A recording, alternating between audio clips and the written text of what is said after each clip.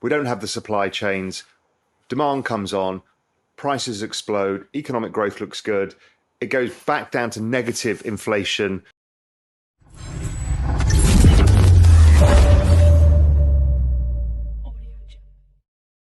I had the same view as you that it's going to be a growth shock, and now I'm thinking actually the financial tightening from not only the rate of increase of rates, but also because of the cost of living, the rise in commodity prices, and all of the other, and the rise of the dollar is feels like it's pretty baked in the cake here now. Now, do you think the economy can actually take positive real rates?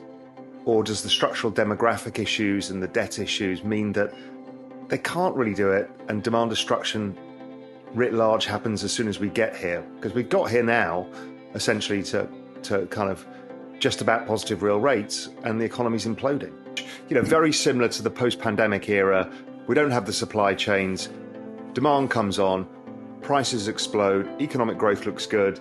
It goes back down to negative inflation just from the year-on-year effect. Yeah, I mean, I don't know if you've read or are a fan of the book The Fourth Turning, but that's basically the whole premise as well, that the demographic structural shift is almost a replay of that whole period. And it feels to me that, okay, the big problem the world has got, one of the big problems is the debt levels. Well, we had the same in the 40s, but we had negative real rates for an extended period of time and growth. So therefore, debt to GDP levels came down. I think that is possibly doable this time around. Yes, we don't have as big a demographic push. We're talking about the massive change of supply chains. So people bring factories back to the United States. Sure, they don't employ people because they employ robots, but it's productivity gains and will bring capital back. Same with the ESG. I mean, Europe is going to get rid of fossil fuels. Yeah. I mean, which is an extraordinary statement, and they will take some pain to do it. Yeah. But that kind of investment plus defense, just to give people expectations, if you think the interest rate, the neutral rate of interest, I don't know, prior to the pandemic was maybe 2%. Where is it in your new world? Is it 3%, 4%? What is the level? So if we're looking over the next decade, this period where we've probably got stronger nominal growth, what is the trend rate of inflation, and what is the underlying interest rate, whether it's the Fed funds rate or whatever we're looking at? I just want to try and get the picture of, okay, are we negative real rates? Are we positive? What is the inflation? What does that structure look like that people should think about? Which is very different, because people either think inflation or deflation, but what you're saying is there's actually a different structure here. The things I've been thinking through is, I get the commodity story. I mean, stuff like copper is once we get out of this slow growth, you know, the copper supply situation is very clear, and the demand situation. I'm thinking there's actually a barbell here, that potentially it's both growth plus inflation, because the technological growth period we're going through now is extraordinary. And that doesn't stop, so it still becomes very investable. Whether the market discounts it somewhat by a higher rate of inflation kind of gets offset by the rapid exponential rate of growth. So it feels like, for once, a barbell strategy might work as opposed to an either-or strategy. But it kind of makes the assumption that technology and growth stocks don't do well. Or do you think that they both do well? My thesis is, so let's zoom in a bit on now. What is your probability of recession? You've kind of suggested it's still slow growth, but if in a probabilistic framework, are you like, you know, it's pretty 50-50 right now? Whereabouts roughly in your head are you? Obviously, there's no right or wrong answer. I think Europe, I think it's probably, it's very evenly balanced. It's probably 50-50 for Europe. You know, we've got inflation rapidly approaching 10%. And for the euro area, we have wages going up 1%. So this is a monumental squeeze on consumers. And so, you know, if you have to spend more on energy, you spend less on everything else. So Europe is getting this very acute recessionary force that is ripping through the economy right now. China's probably in recession. You know, it had this massive property slump before the lockdowns. It now has the lockdowns. All of the PMIs have tanked. So that's two parts of the world that are already in recession. For the US, I think the recession probability is quite low. I think probably 20%. I think it's pretty low. But the danger is that once you start to slow down, then it's all about the labour market at this point. So the difference between recession and soft patch is basically about the labour market. Now, my sense is that because the labour market is tight, US companies are going to hang on to their workers. So we're not going to get, immediately people getting fired from their jobs. That's the kind of break-even point between recession and non-recession. So if these companies hang on to their workers because they don't think they can replace them if demand recovers, then we don't get those kind of recessionary dynamics that kick in when people start to get laid off. So it's all about the resilience of the labour market. And I think, balance sheets are in a pretty good shape. We're not yet at the level of interest rates that really squeezes the economy. And I think that given the labour shortages, companies hang on to workers. And from a Fed perspective, a slowdown in that sense is actually quite helpful because it's the labour market that they're worried about. They're worried about this shortage of labour becoming really acute. And so that gives you a degree of resilience. But at this point, I think that the real recession story for the US is all about where inflation settles. Because if inflation settles above 4%, then the Fed is effectively going to have to create a recession to get inflation back down. So, that's the really critical issue. Where does inflation settle? So we have policy normalization right now, which is the first stage of what the Fed is trying to do. The second stage is where does inflation settle and what does the Fed have to do next? And if inflation settles above 4%, I think the probability of a recession in the next 12, 18 months is probably very high.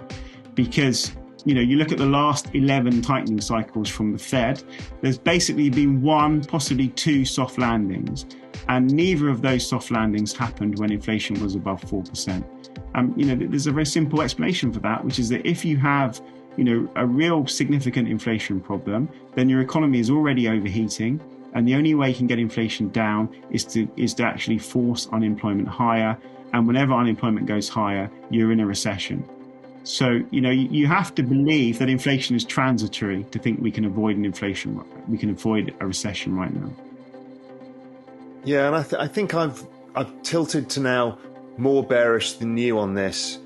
I'm kind of also looking at 2008. And if you remember, inflation was at 6%. Yeah. Oil price was at 140, and the Fed had been cutting for 6 months into that, which was quite extraordinary. But I kind of feel like we're pretty close to the Fed pivot just because of how monetary conditions have tightened and what's been happening. I don't think we're there yet, but we're kind of much closer than people imagine. I think that if you're a Fed official, you probably look at the chart of the stock market and you say, we're back to where we were just before the pandemic. That's not going to cause too much damage. So I don't think we're quite at the point where the Fed is going to pivot. And I think the fact that inflation is so high, and because they have this ghost of the 1970s hanging over them, Powell doesn't want to go down as the kind of Arthur Burns of the modern era. He wants to go down as the Paul Volcker of the modern era. I think that makes them, quite reluctant to actually come in and try to support asset prices at this time. And so, I don't think we're quite there in terms of the pivot. I think inflation naturally raises the hurdle. I think, the difference with 2008 is that we had a very serious banking crisis, and I just don't see that this time around. I think balance sheets are in a very different position. This is more it's more like .com in 2008. So, 2008 was a leveraged financial bubble. When asset prices went down, the leverage became much worse. The last couple of years, I don't think has been a leveraged asset price bubble. It's just been a pure asset price bubble. It's like .com. It's like tulip mania. It's just about asset prices going up very rapidly and coming down very rapidly. But it doesn't matter what I think, it's what central bankers think. And I think that they draw that parallel with .com rather than subprime. I think they see this as a very different type of dynamic to 2008. Yeah, I don't see the financial banana skin this time around either. So it feels more like 2000. So here we are now. How do people think about asset allocation in this? Because it's a bloody tricky environment, because it feels like the market wants to take every position and shoot it in the head. What do they do? Right now, I think it's about being defensive. It's about owning defensive parts of the stock market, even owning cash. I think that, as I said at the very start, the near-term growth outlook is really quite nasty. A lot of these leading indicators are going to plunge. I think, I don't think recession for the US is likely, but I think the recession narrative is going to gain a lot more momentum over the next 2 months because of the way the data is going to move. And I think that has to make you naturally defensive.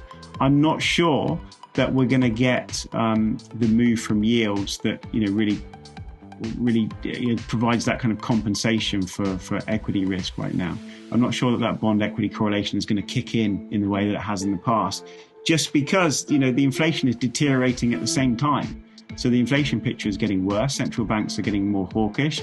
The Fed is talking about Volcker. The ECB is talking about the Bundesbank. The Bank of England changes its mind from 1 week to the next.